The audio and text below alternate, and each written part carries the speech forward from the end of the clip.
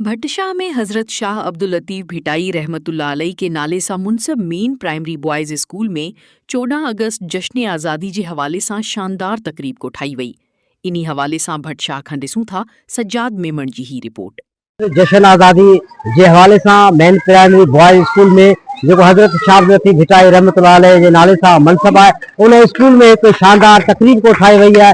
उन हवाले सां तव्हांजे उस्ताद शागिर्दनि सां ॻाल्हि ॿोल करी था तो जश्न आज़ादी के हवाले सां उन्हनि जो छा चवणु आहे। अल्हम्दुलिल्लाह रब जा अरब इंसान जो असांजे हिन स्कूल मुर्शिद हज़रत शाह लतीफ भिटाई जो स्कूल जो मुर्शिद जे नाव सां ई वाबस्ता है। स्कूल जो नालो हज़रत शाह लतीफ भिटाई है। उनमें असां 14 अगस्त जो प्रोग्राम मनाए रहिया आहियूं, जो आज़ादी जो प्रोग्राम है, जंहिंजे लाइ असांजे हीरो कायद आज़म मोहम्मद अली जिन्ना साहब जो कुर्बानियों, उन वक्त के लीडर जो कुर्बानियों, जिन कुर्बानियों के एवज़ असांखे ही पाकिस्तान मिलियो। अज असां आज़ाद आहियूं, एक आज़ाद कौम जियां जी रहिया आहियूं। ऐं पाकिस्तान में असांजे जेके स्कूल की तैलीम अल्हम्दुलिल्लाह बेहतरीन खां बेहतरीन थी रही है।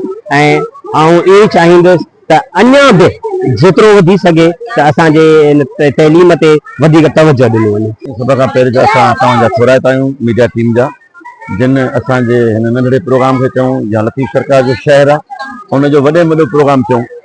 क़ौमी ॾींहुं असांजो ईद वांगुरु आहे। उन्हनि ॿारनि में ईअं ख़ुशी आहे। सुबुह छत पुछो हिकु नंढड़ी ॿारड़ी हुई, मूंखे लॻी पियो त 1.5 साल 2 साल जी, हुन झंडो ख़रीद पियो कयो त मुर्की पियो वरितई। त मूं चयो त मुंहिंजो ॾिसो हुब असांजे वतन सां ऐं मोहबत, नंढड़ो ॿारु आहे 1.5 साल जो, उहो कीअं पियो हिनखे माना मुर्की वठे।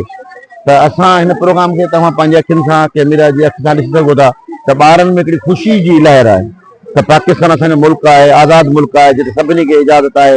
हर को पंहिंजे मज़हब खां हटी करे चइजे या धर्म खां हटी करे हर शइ ते आज़ाद आहिनि, त हू पंहिंजी जेका बि ख़ुशी ऐं गमी सही नमूने मल्हाए सघनि।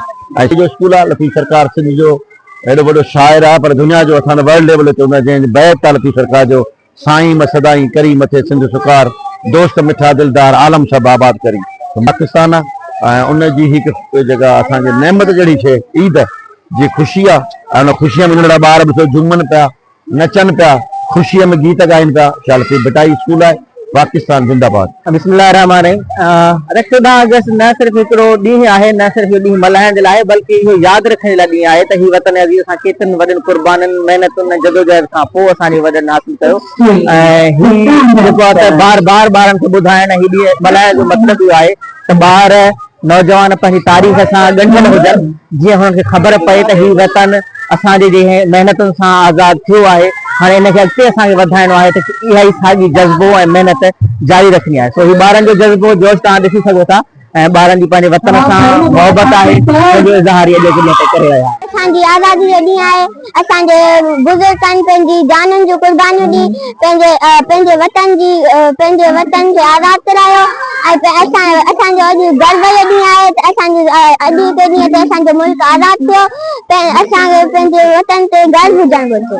असांजे उस्तादनि शागिर्दनि सां ॻाल्हि ॿोल कईसीं, हुन जा वीचार ॿुधासीं। कैमरामैन शाहिद हुसैन मेमण सां गॾु सजाद अली मेमण, अवामी न्यूज़ भट्टशाह। सब्सक्राइब कयो अवामी न्यूज़ HD खे ऐं ताज़ा तरीन ख़बरुनि लाइ ॾिसंदा रहो अवामी न्यूज़ HD।